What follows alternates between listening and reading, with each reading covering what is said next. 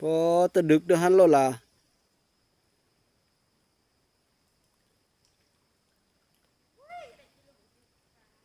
เอาจะได้จะลุงแล้วบาดนี้ตึกเป็นจับเจอบ่คันแม่ตามต้อยน่ะนะ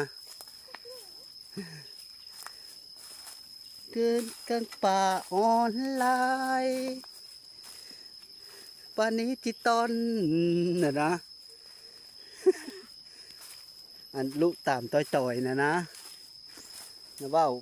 คือเห็นเพลงอันนี้รถโตยางตำหลังแมน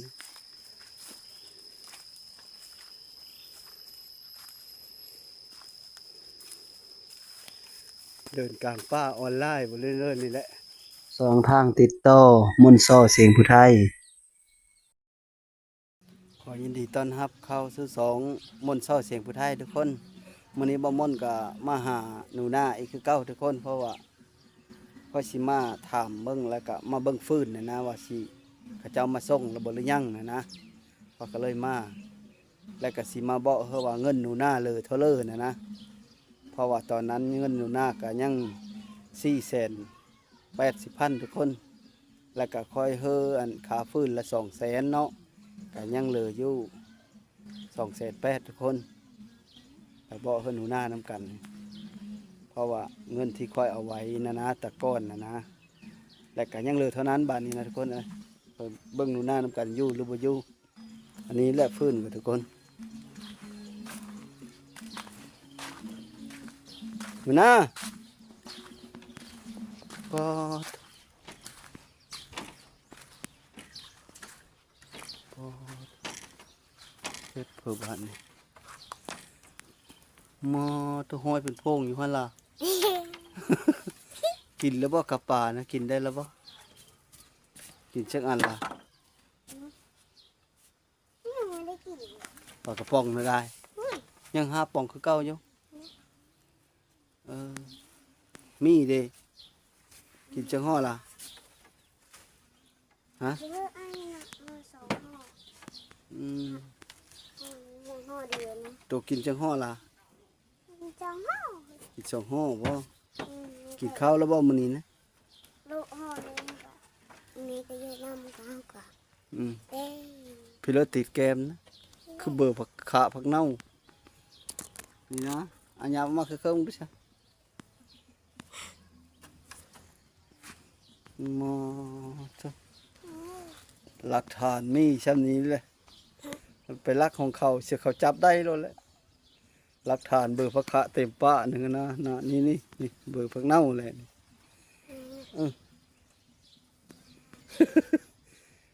เชื่อฟื้นอันนั้นบ่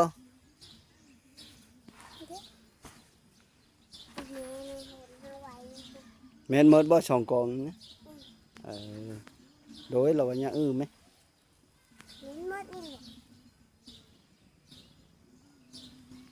แม่นหมด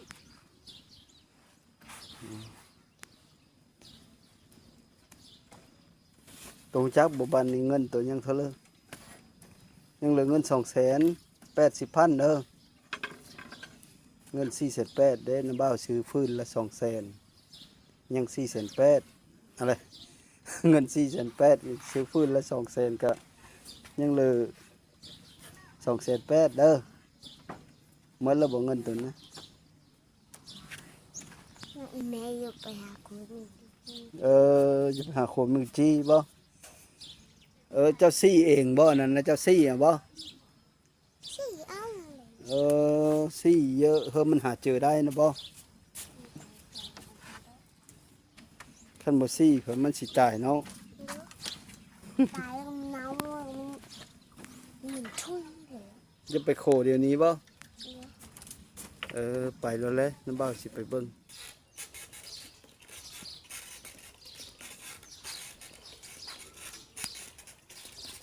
เพิ่นพนันไปเถอะซะซุปน้ำแล้วบ่แกงต้มเอาบะหรือแกงผักขานแก๊สถูกเลยใช้น้ำมันเอามื้อนี้น่ะได้หาอีกอ่ะชิเลอร์อันกินนะน้ำบ่าวอยู่เบิ่ง ตัว หม ตุก ดแล้ว เมื่อแรก ถ้าไปหาคุดทำไมบุกนี่ว่าอันนี้ หมดได้บ่ บอกว่าได้ถึงอันสีได้แล้วเดี๋ยว เออ ลองดู ได้ช่องโดง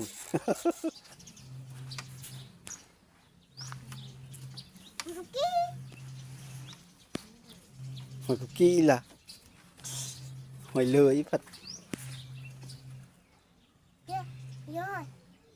ไอ้เพื่อนมันคุกกี้เอาเอา อืม หอยเหลือผักเราถ้าผมมีหัวจัก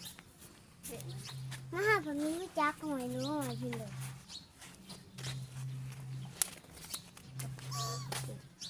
ตอนนี้เขาก็เอามาฮอดถงหน้าแล้วเอามาหาหนูหน้านั่นแหละแบบว่าค่อยไปเดินเขาเมื่อกี้นี้พัด เขาไปจักเธอแบบว่าค่อยยังอยู่เดหันแล้วเขาบ่ไปนะเขาจะไปหาดอกไม้และค่อยก็เลยไปเฮิรนบักไม้ไปเจาะเบิ่งบักไม้แข็งหักตกกงโมงบักไม้อันหลานของลูกน้องสาวของพงนะเขาเคยมาแถวนี้นะทุกคนไปเลาะหาแถวพระกษะนี่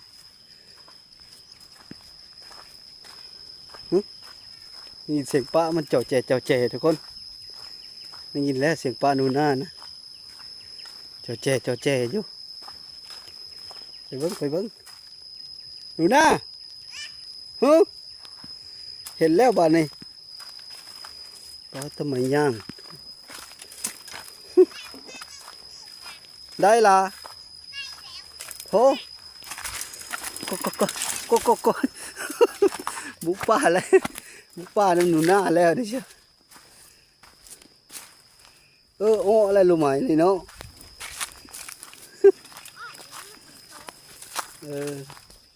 ฝนตกแล้วอ้อไว้เนาะพอจะได้ไว้เถอะคันพอจะมาข้าวเดียวหนึ่ง ก็ข้าวเดียวนึงก็ได้ หากินง่ายพอแล้วนี่เชียว หนูหน้าก็ได้บ่บ่ได้มีแต่แม่ได้แมงมัน เอาไม่ได้ชองโดงอยู่สิเลออะไรคือมีเอา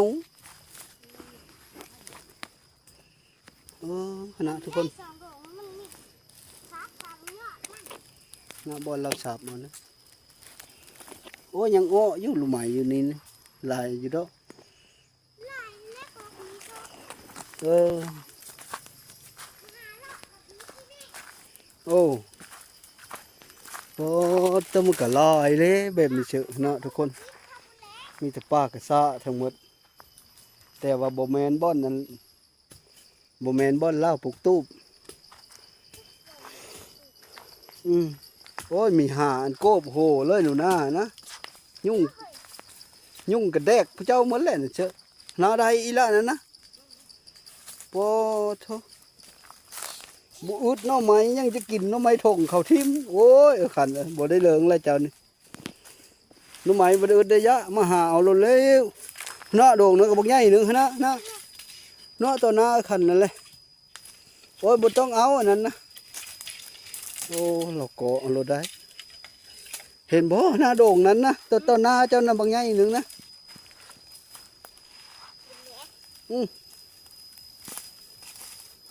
ช่องโด่งผู้โนเพ่งกันช่องโด่ง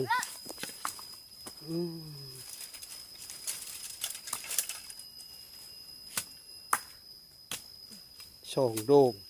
ง่ายหนึ่งโอ้จำจิกินนั่นเจอะยุดลูกไม้นั่นนี่เสียดายนี่มันกระซ่าอ้อเลยหาได้ไว้เลยอันนี้เชอะ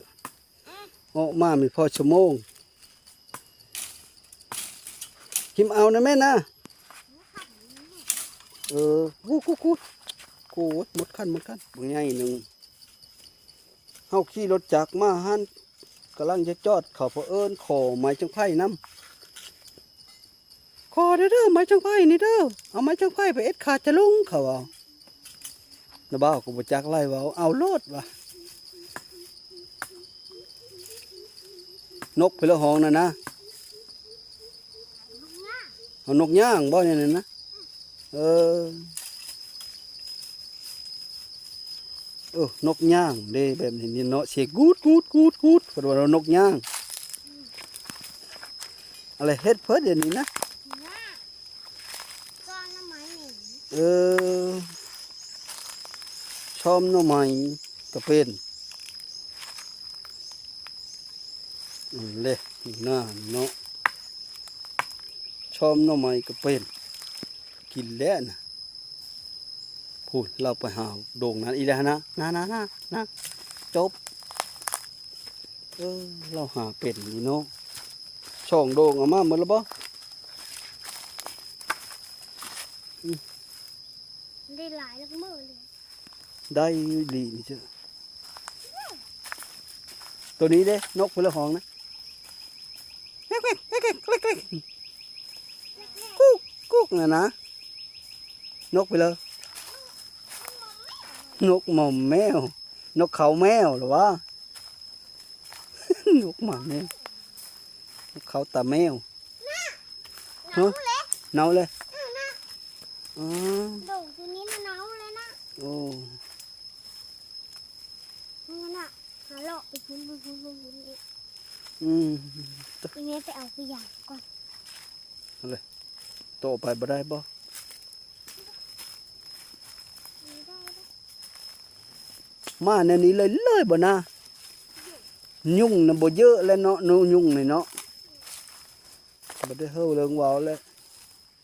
ของธรรมดา กินแล้วก็กินแล้วลูกนะ เออ ไปแล้วบ้านนี่ตาเด้ซะ มันไม่เห็นตัวนี้มันก็เลาะไปพุ่น เออนกกดห้องกึดเพิ่นเว้านกเพิ่นละว่านกย่าง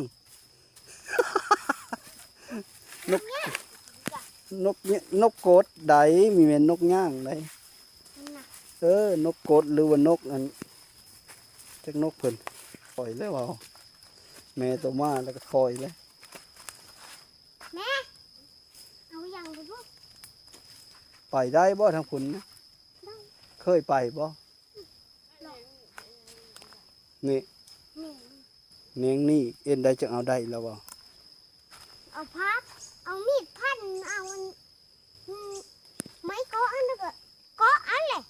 แน่นอนบ่ลืมไม้เกาะเลยแล้วอะตัวใหญ่จับตัวนี้ได้นี่ตัวเห็นบ่นี่น้าบ่าวจับเมื่อกี้นี่เต็มมือเลย ให้จับตัวนี้ เงาะฉุดยัดเลยภาษาลาวเทิงเอิ้นสมุย อันนี้นะ หมดขั้นบ้านเฮาเสีย มดขั้นบ้านเราซื้อ หมดขั้นหมดเดชแล้วนั่น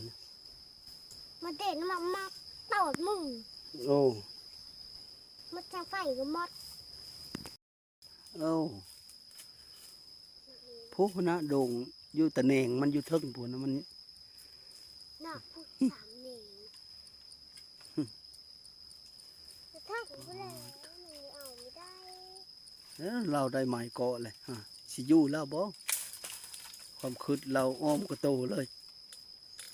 ช่วงเราก็เกาะเอา เขาจะดีเฮ้ยตู้โคกเขาจะดีแล้ว วีเนี่ยนี่บ่กันยุ่งบ่วีเนี่ยเดี๋ยวไหลเอาในนั้นเลย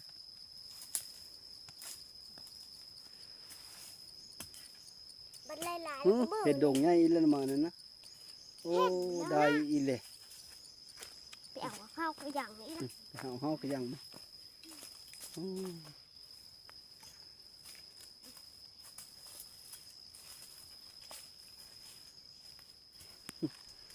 เปิดเจ้าเนาะมันบุอึดบ่อนหากินนี่เสียป้ากระซาบกว้างๆหนึ่ง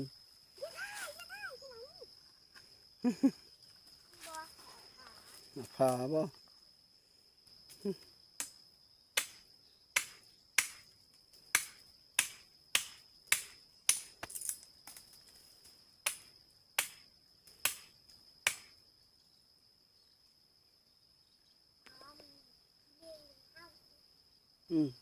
เฮ็ดเ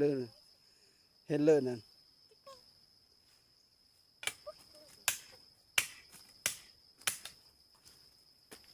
ไปพี่หาตัวนี้แล้วก็เลาะไปพุ่นเลย อืม เลาะไปบนอาสูรพุ่นเลย โดนชิเลย ส่วนมันเอาเอ็ดตูกพุ่นเลย เออว่าดอกปีนี้ก็ยังยอมเอาไปอยู่ซะเนาะฮะเฮ็ดแล้วก็เข้าก็จะหมดแล้วเนาะเงินเพิ่นยัง280,000นึงนี่ชุบเข้าเลยนะ ซื้อไปตามนั้นเลยเนาะน้าบ่าวมีได้เฮ้อโตได้น้าบ่าวสิซื้อเข้ามาเฮ้อเด้อเข้าจะหมดแล้วยังอารมณ์เดียวหนึงคือหมดไว้แถววะ มาไหวเลย ก็บ่ไหวแล้วเนาะแต่หึงแล้วน้าบ่าวมาเฮ้อก็หลายมื้อละ มืดเลย อืมเราว่านะมึงสิไปน้ำกูหวะบ่อันกูสิไปเบิ่งกอนี่เลยยาบ่มันหก หนักถูกหลอกไปพุ่นเลย หึ หลอกไป เฮาเนอผู้วะผู้หน้านะผู้ป่ารู้ไหมนะทุกคนผู้กว้างหนึงช่ำสิหามันจะป่ารู้ไหมก็ซาดทั้งหมดเนาะมันเพิ่นอ้ออะไรยามนี้นะ หนักฝุ่นเลยหนักฝุ่นมันออก ป้าไปเละเบิ่งป้าไทยเฮาก็ป่ะหาแถวเคินนี่นะเลิกฮะแม่ตัวไปเลยเรามีเฮาไปเนาะบ่เฮาก็บ่ได้ไปนะเฮาก็อยู่เดี๋ยวนี้สิเยี่ยมมึงนำมันนี่ซื่อ หาเยี่ยมมึงนี่ ป้า ไปบนลูกน้อยนั้น ป้าแต่นอนน่ะเนาะป้ากระชากกว้างหนึงนะช่ำสิหาป่ะเนาะแม่นก่อนนั้นอ้อนั่นนะไปเบิ่งดูก่อนนั้นนะติดตะมีแต่น้องป้าไปเบิ่งป่ะซุมน่ะนะ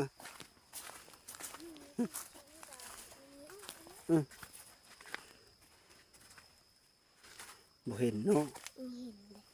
ป้าไปน้ำเล่าไปแล้วจนในหลงทางอยู่บนเป็ดๆนี่มันจะบ่มียุ่งไปเลย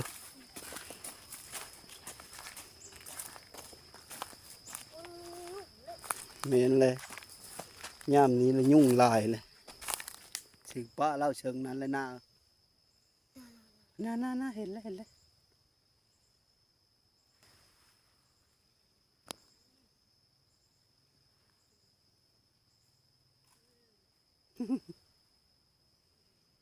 เรากำลังเว้าผู้เดียวยางมาอยู่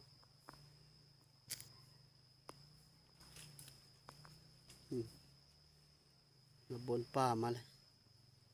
ไปโย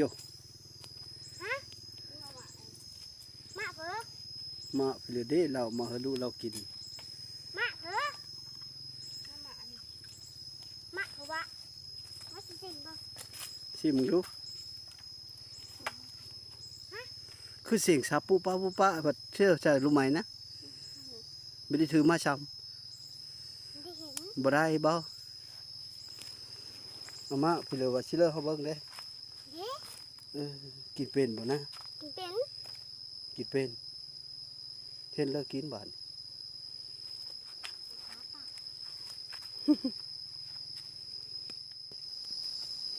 ทั้งเลิกเป็น ก็ตามหลังเข้าได้ เออ มันยังเป็น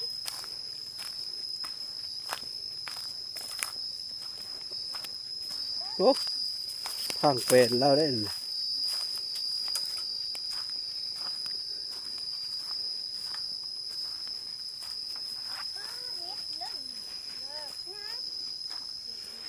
เฮ็ดฟีเวอร์ว่าแล้วอะ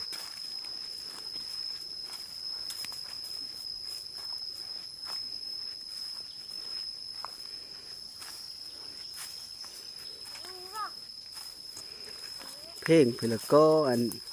แม่ตามต้อยน่ะนะ กินกลางป่าออนไลน์ป่านนี้ที่ตอนน่ะนะ อันลูกตามต่อยๆนะนะว่าคือเห็นเพลงนี้รถตัวยางตำลังแมน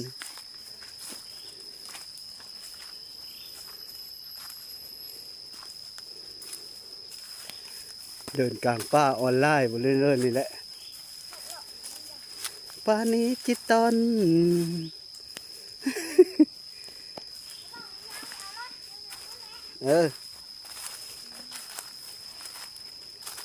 ว้าทำไมแค่ลำไยแถวนี้นะนี่เลยไม่แค่แล้ววะลำไยเลยเนาะพวกโอ้ตัวนี้ก็ไม่ย่างอีลำไยแท้ไปเลยท่านแม่ตัว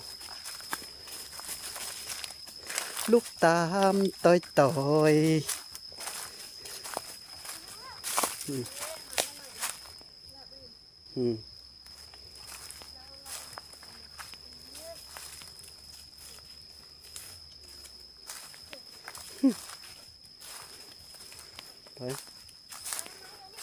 ไปทางเลย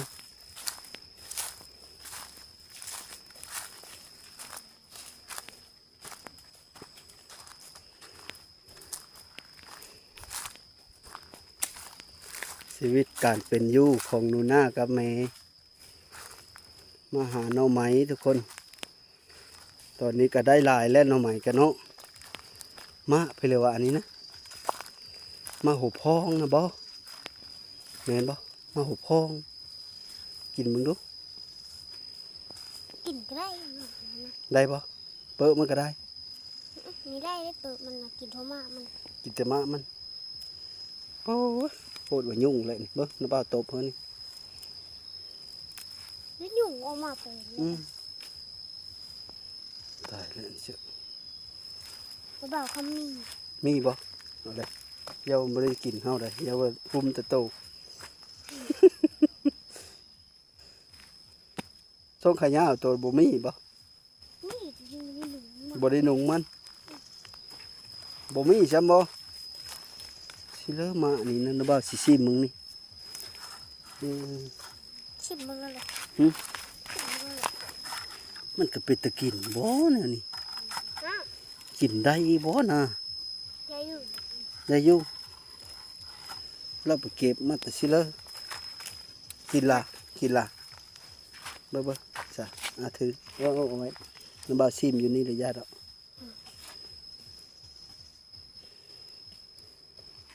คนน่ะหนูนากินข้อก็กินน้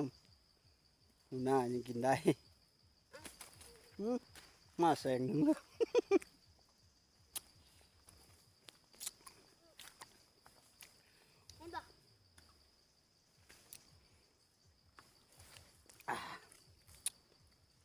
ส้มมีไว้ส้ม หูจักแล้ว ส้มทุกคนส้มแต่ว่าหวานน้อยหนึ่งอมหวานน้อยหนึ่งส้มน่ะหลายกว่าแม่นรับได้นี่เสีย กินบ่ได้นะเปล่ากินน้ำบ่ได้มันส้มโพดโอ้พองบ่เตอกืนบ่ตัวนะกืนในมันนะโอ้ เนี่ยมันหน่อยเนี่ย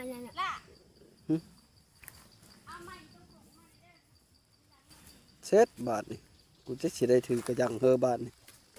ไปจะเป็นแล้ว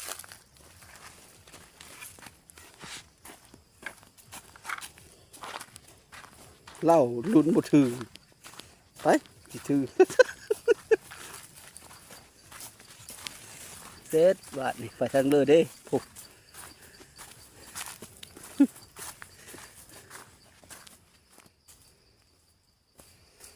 นะหดทางเลยทุกคน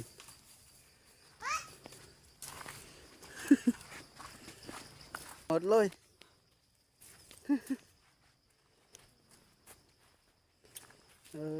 เรามาหาแถวนี้เนาะแต่ละคน เราหักพวกมีจีมาเกิด ได้บักหลายๆหนึ่งนะทำไมนะพอแล้วฉันนี่ก็ได้ เมื่อหักพวกมีจีผม เขตเพื่อจะโหรอหลอกๆอยู่นี่นะ ก็ มีเขตตัวหนึ่งอีกกูหนามหนมไม้แท่งแล้วนะ จุกนี่ได้หนำลงไม่เส้ เราจะจกบังเขตนั่นฉันเนาะหึเราได้อีแล้วเสียงอาดลงมาเลยเราก่อเอาเนาะหูเราบนเขาไปก่อเอาอยู่เนื้อทุกคน ตกท่าน อืม หาคนนี้ก็2 คนนี่ก็พ่อเลย อืม เมื่อไรเหนื่อยแล้วเลย ก่อโทสิหักอาดลง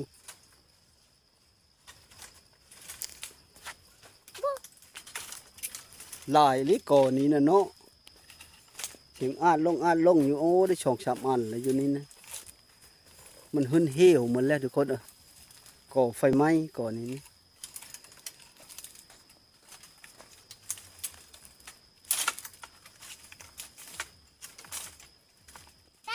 ต่อหน้าเลยนี่ ต่อหน้าเจ้านั่นวะนี่ ต่อหน้าเจ้านั่น แล้วตะโกนเกาะนี่นะ ตะโกนน่ะ จับ จักแพ้น่ะตัวนี้นะตัวนี้ก็ เอาเสมนะสะทับเอา อาเสพนะซัดห้าเอาไม่มาเสพมันมีเม้นนะ โอ้หักพร้อม มาไปกันเม้นเนาะนี่ก็ ได้ก็หยอดไม่ได้ก็ดี นี่หักได้แต่หยอดเราตลอดเลย จับเอาให้กูได้ละ จกเอาให้กูได้ล่ะปุ๊บเจ้าไม้เข้มา เท่มากเลยเฮ้ยจุกนะเนี่ยตะนำฟักนี่กูได้ เอาวันนี้ ข้าว ได้อยู่ ในจุกไปเก่งจุก เน้นเลยหนูหน้ามันเสาะใส่ใบบี้หาก่อน้อยก่อเน็กก็บ่ได้อยู่ แถวนี้แม่นหมดแล้วทุกคนหาได้หมดแล้วแนวนี้ก็ดีมันอ้อถ้าได้ก่อไฟไหม้แนวนี้เขาจูดแนวนี้มันมักอ้อก็อ้อหนูไม้ย่ามนี้แหละทำไมกระซะอะไรไปไก่แม่ได้หน้าเอ้ยนี่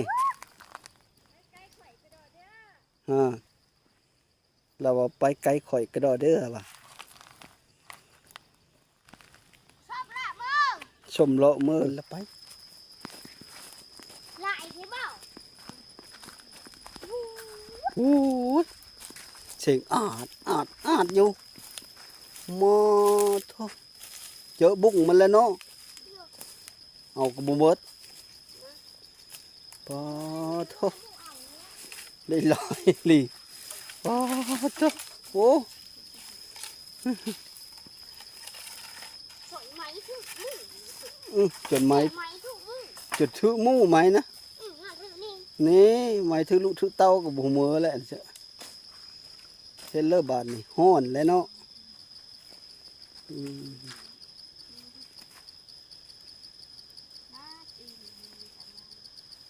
quá tốt lắm á ไม่ตกมัน lượt nè ลูกจะตบเฮ้ก็มีเขาตบอย่าตบมันวะ tốt thế เสียงเพื่อห้องที่ทอดที่แทดอยู่นะ thì mà nó nè hả thì mình แม่งกูจี้ป่ะ thì mình nó ép กูจี้ออนแอด thì nó ép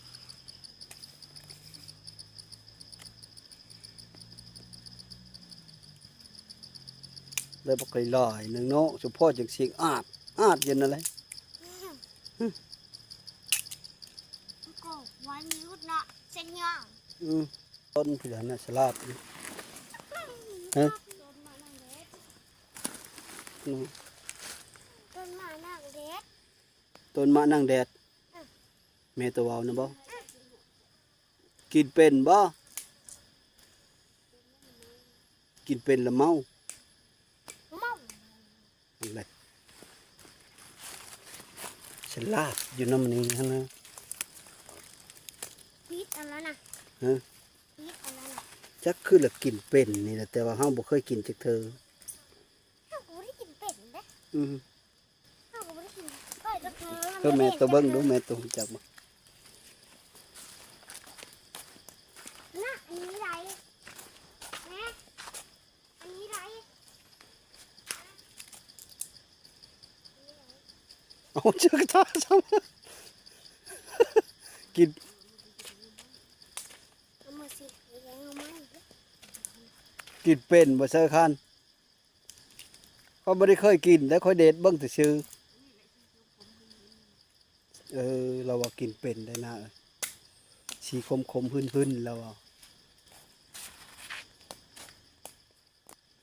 เอามือเอ็นรถ เอามือไอ้หูรถมา โอ้เอาหน้ำไม้นะเฮ็ดรถนะ แล้วไม้แม่เห็นรถ โอ้ เหงามันมีได้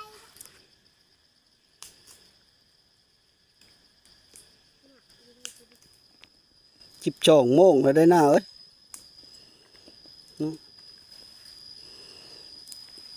พอแล้วไอ้ขันเต็มกระต้าละเต็มกระยังละมีไปต่ออีกกระยาเด้อ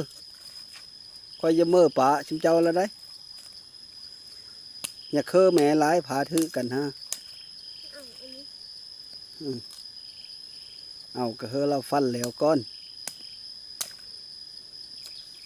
กระเป๋าเราพายเป็นลื่นๆนั่นน่ะบางเธอกะมีอยู่เงินดำแสนดำเลิศนี่แหละชนหลายสิเบือตองห้าวบางเธอก็ดิ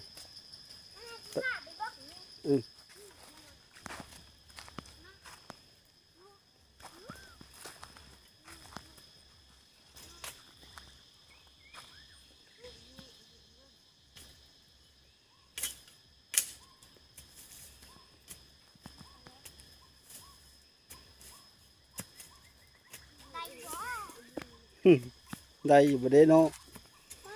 มันก็ได้นั่นแหละเว้า งานเป็นชับตีเฮา ตัวบ่เบิ่งเห็นเนาะเบิ่งแต่บ่อนมันแม่ขุด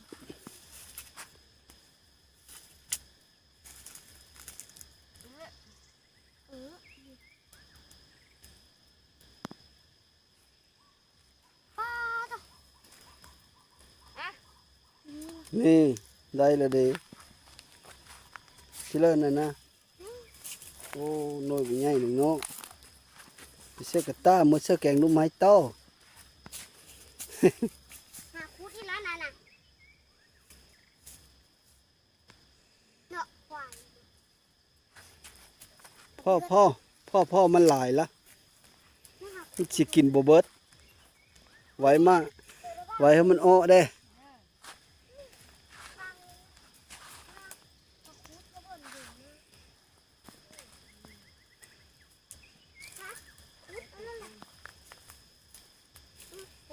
กระตุดมัน กระตุ้ดมันบ่นี่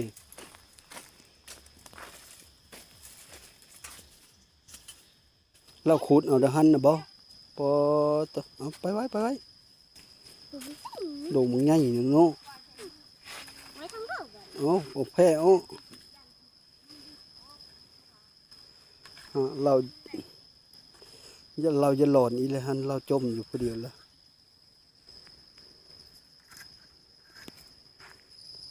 ตัวใหญ่ๆนะเจ้าทีมโลดมันมีแมนรู้ไหม อ้าวบ้องมัน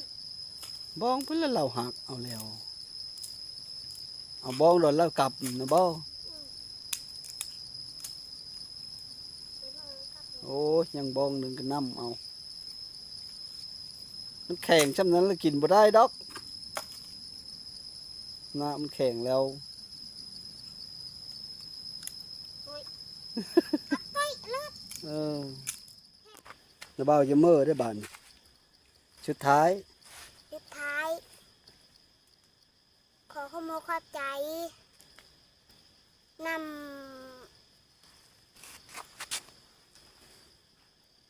พ่อแม่พี่น้อง ำพ่อแม่พี่น้อง ป้าลุง ป้าลุงที่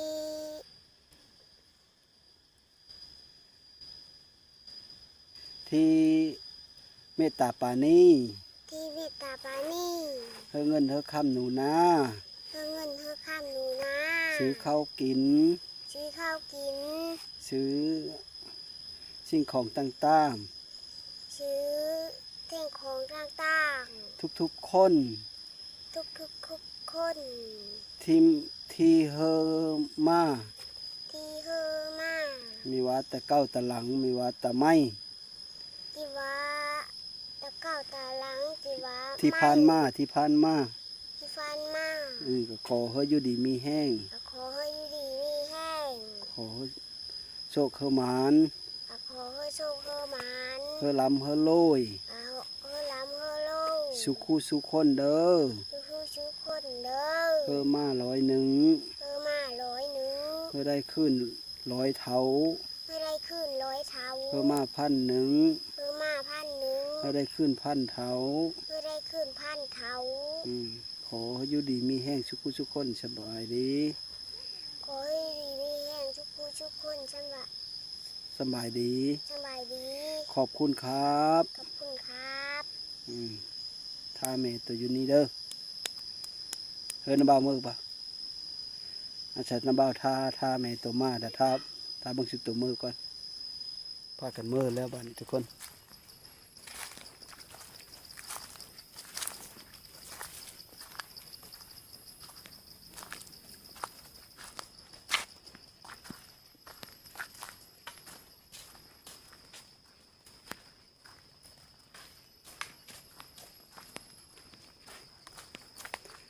ไปเชื่อก็ตามล่างไปน้อยต้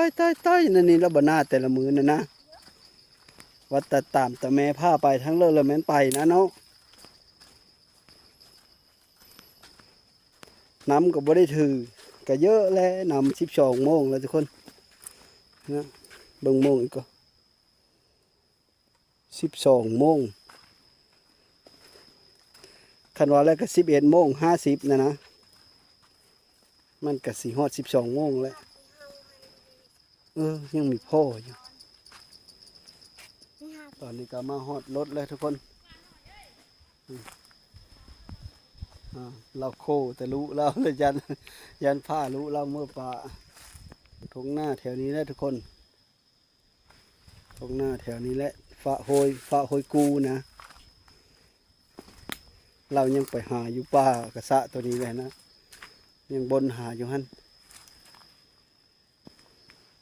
เยอะน้ำแห้งแล้วบ่นะหนูหน้าก็เยอะน้ำแห้งเลยข้อยก็ไม่ได้ถือทุกคนไปเมื่อวัน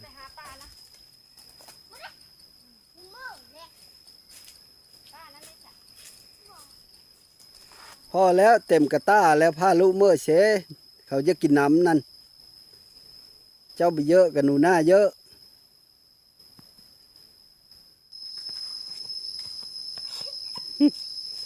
เชื่อใช่ไหมตะพัดเอาแหลนลงมาก่อน แลนลงมาก็เลยเบรกบ่อยู่บ่จังแลนนะ ลุยมาแล้วแหละคุ้นน้ำฝนตกไม้นี่มันคันค่ายป่าดองกินแมงน้ำโมกสกัดแกรบนะ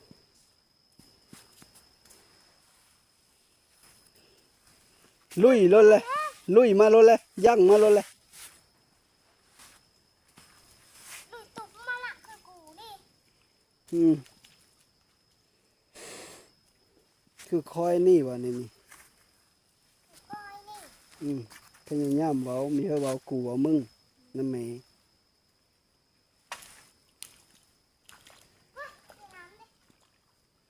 นี่หนูหน้าเยอะน้ำแห้งแล้วน้ำห้อยชอดเมื่อกินอยู่เฮิรนเคยจะฮอดแล้ว กินไปน้ำแม่หาเลาะหาผักเสกก่อน หาผักสิงแงะบ้านนี่พอแห้งอีเลยซะนะ บ่รอดเด้อพอทิมแล้วอันไหมอันเกาะนะก็ดิยังจะถือเมื่อน้ำบนละปานะหาเก็บผักสิงแงะบ้าน ปงกระตาไว้นี่ทุกคนกระยังไว้นี่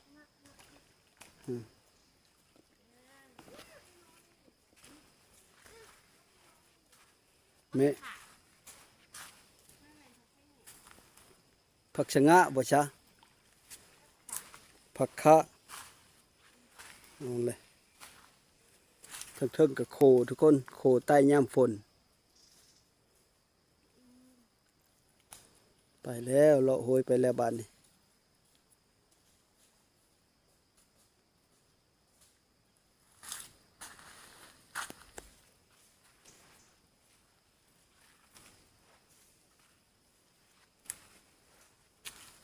ว่าเรากินอาหารบ่ชนะ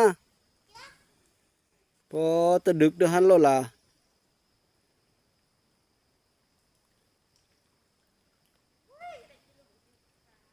เอาจะได้จะลุงแล้วบาดนี้ตึกเป็นจับเจอบ่คันโอ้ยจะได้จะลุงตึกปลาได้เพิ่นว่า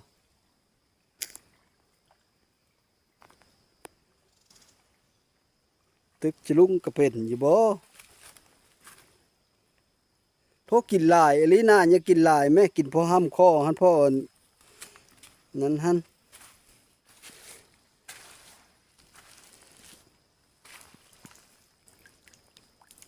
โอ้ดึกน้ำสร้างเหย้าโลดนี่นะพ่อบ้าว่าบ่เฮากินหลาย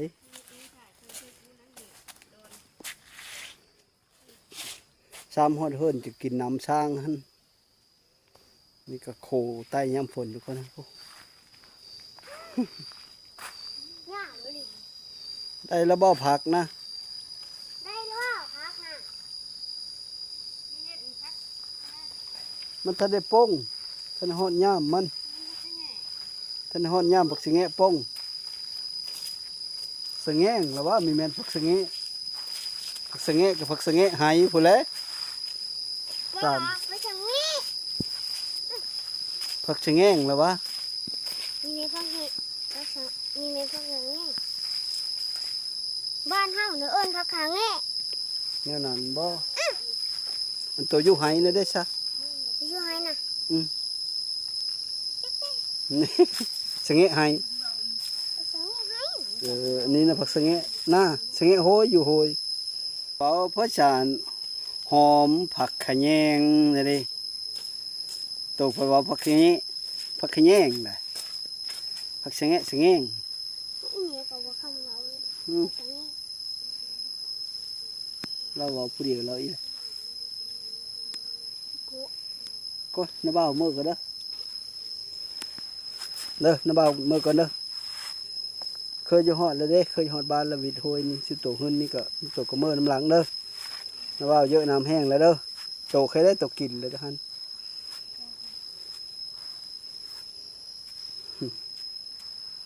เรานับไปคูเบอร์ไม้เราจะห่ออันผักเราเนาะ จะได้เมาน่ะ อืม อ้าวหาผักที่ก่อนนะคะเนาะ หา เอาพักขาแง่นี่นี่ อันนี้เสร็จแล้ว พี่เลิศนะเราไปเมื่อกี้ได้หอยกับกี้บ่ได้เฮ้อเลยเพิ่นนะว่าแต่เห็นหอยกับกี้ก็เอาหอยคมก็เอา ตีกันในทางเขานะ โย เจ้านะ รู้จักบ่มาตามมะโมงบ่เออ